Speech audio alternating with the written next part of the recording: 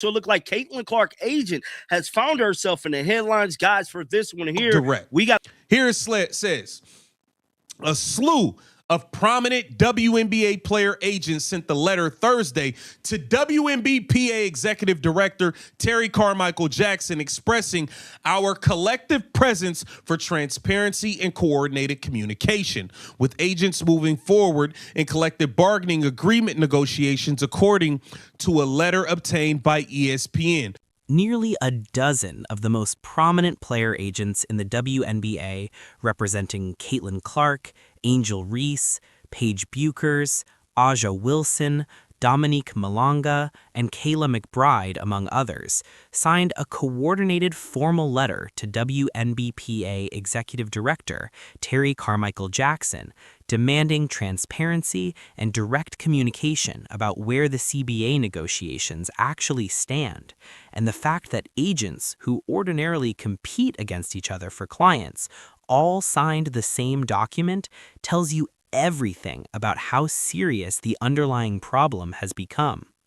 Agents do not send coordinated formal letters to player unions out of nowhere. This kind of unified, organized action from people operating in the same competitive space does not happen unless the situation is genuinely broken. And the diplomatic language requesting transparency and coordinated communication translates directly in plain terms to these agents no longer trusting what the WNBPA has been telling them about what is actually on the table after 16 months of negotiations that have produced no resolution. The financial incentive driving the agent's decision is not ideological but purely practical. Because agents receive a percentage of their clients' contracts, approximately 80% of the WNBA's players are currently free agents who cannot sign contracts until a new CBA is in place, and that means 80% of the work agents do every offseason is completely frozen, which means every single day these negotiations drag on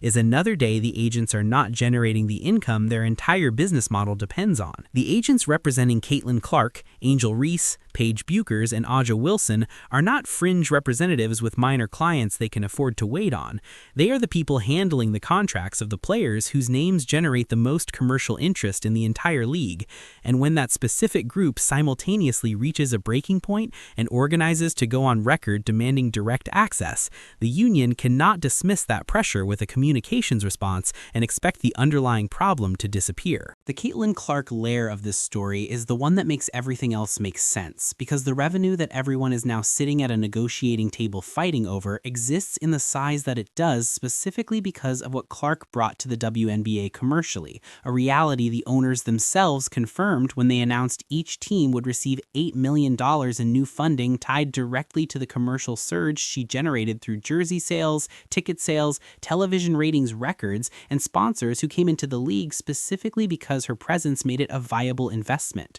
Her card market numbers in 2025 exceeded the combined graded card totals of LeBron James, Stephen Curry, and Anthony Edwards. The commercial gravity she brings is not a collective achievement that coincidentally peaked when she arrived, and the WNBPA leadership that includes players like Breanna Stewart, Nafisa Collier, and Kelsey Plum is using the revenue that Clark's impact specifically generated at the leverage basis for negotiating a CBA structure that primarily concentrates benefits at the maximum contract veteran level. The middle-of-the-pack players, the athletes like Lexi Hull, who played every game last season while stars were injured and kept teams functional, are watching a union leadership that is supposed to represent the entire membership use the commercial revolution that Clark produced as justification for a deal structure that delivers outsized benefits to the top of the salary scale while providing comparatively modest gains to the players who represent the majority of the league. Those middle-tier players caught on, started calling out the dynamic publicly, and their representatives are among the agents who signed the letter, because what is emerging from the opacity of 16 months of negotiations is a picture of union leadership that has been selective about who benefits from the leverage it is bringing to the table while presenting itself publicly as fighting for all players equally. The revenue sharing gap at the center of the negotiation is genuinely enormous, and understanding its actual scale explains why this has been unresolved for so long, because the league is proposing approximately 70% of net revenue, meaning after expenses, while the WNBPA is demanding approximately 27.5% of gross revenue, meaning before expenses. And those are not just different percentages, but different definitions of the revenue base that produce dramatically different actual dollar amounts. Under the league's proposal, the year-one salary cap would be approximately $5.65 million. Under the players' proposal, it would be approximately $9.5 million. That is nearly a $4 million gap in the very first year of the new deal, and neither side is willing to accept the other's financial modeling because both sides have math supporting their position, and both sides are operating from fundamentally different assumptions about what the league can actually sustain.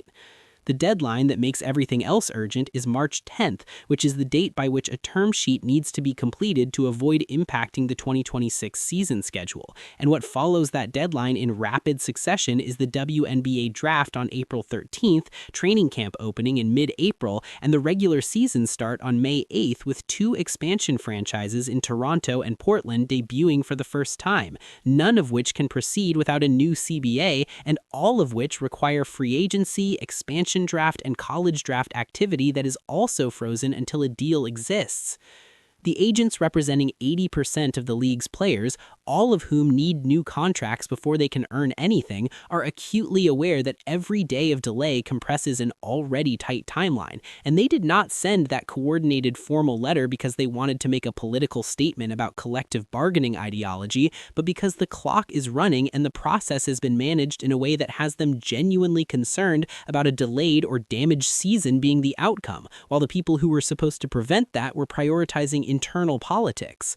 The WNBPA's response to the letter was to rush out their own correspondence to agents less than 90 minutes before the agent's letter was set to arrive, a preemptive move that reveals they already knew the letter was coming, knew the agents were organizing, and chose to send a communications piece designed to make themselves look cooperative before the evidence of the opposite became public, rather than addressing the underlying trust collapse that caused the agents to organize in the first place. When the agents then demanded input not just into the survey results, but into the actual wording of the questions being asked of players about the league's most recent proposal, it communicated a level of institutional trust that is extraordinarily difficult to rebuild in the middle of an active negotiation, because the agents are essentially saying they do not trust the union to write unbiased questions, which means the WNBPA has lost the trust of the people who represent the players the union is supposed to be serving.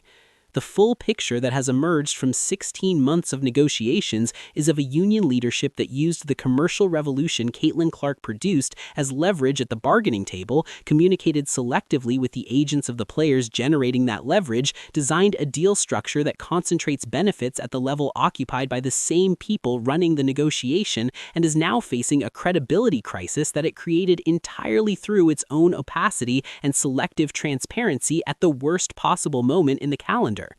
March 10th is 11 days away, and the agents for Clark, Reese, Buchers, Wilson, and nearly a dozen more are on record stating they do not trust the process. 80% of the league's players cannot sign contracts. 2 expansion franchises are waiting to debut, and the union that built this crisis by treating the Caitlin Clark effect as its own commercial ammunition while keeping the people it is supposed to be serving in the dark now has to close a $4 million gap deal while managing a complete credibility collapse in one of the shortest negotiating windows it has ever faced.